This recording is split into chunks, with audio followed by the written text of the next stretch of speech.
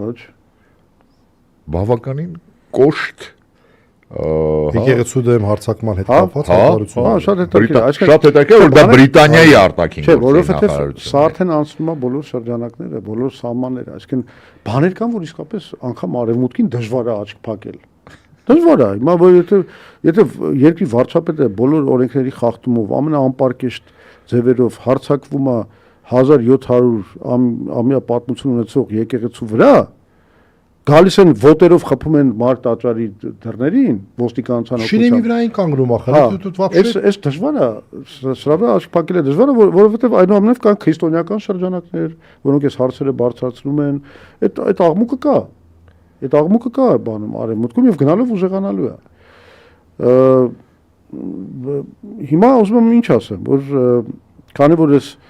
աչք փակելու վտանգը ավելին ասեմ, կոնսուլտացիաները, որ որոշ կուսակցություններին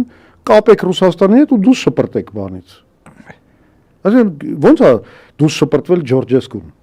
կենտրոնական ընտրական հանձնաժողովի որոշմամբ, որը հենվել է սեկուրիտատիայի այդ ռումինական ազգային անվտանգության ծառայությունն տեղեկանքի վրա, որ այնտեղ TikTok-ի account-ներում ինչ որ ֆինանսավորվել է ռուսական աղբյուրներից, հետո նույն սեկուրիտատիան գրելա որ կներեք դա սխալ էր, բայց Ջորջեսկուն արդեն դուրս շպրտված էր բաներից ընտրություններից։ Հիմա Մոլդովայում երկու կուսակցություն դուրս շպրտեցին ընտրություններից, ընդ որում մեկին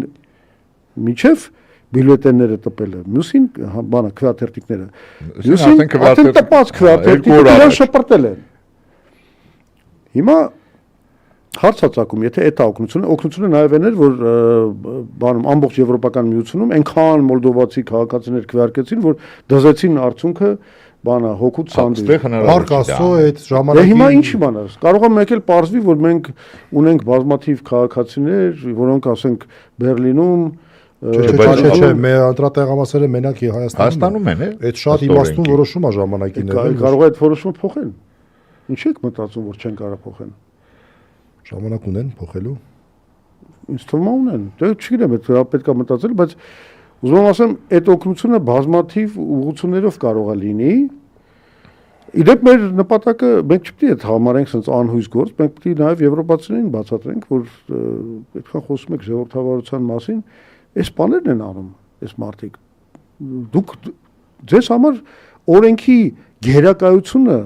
դա բաներ չէ, մի հատ դոկտրինայի դոգմաներից մեկն էր, այսինքն հիմնական դոկտրինան էր, չէ, մի րոպե։ Այս արդեն դադարել է, այլ սեփականության իրավունքը, սեփականության իրավունքը։ Այդ ընդհանրապես երեք արժեք։ Մարդուն նպաստում են բանտ։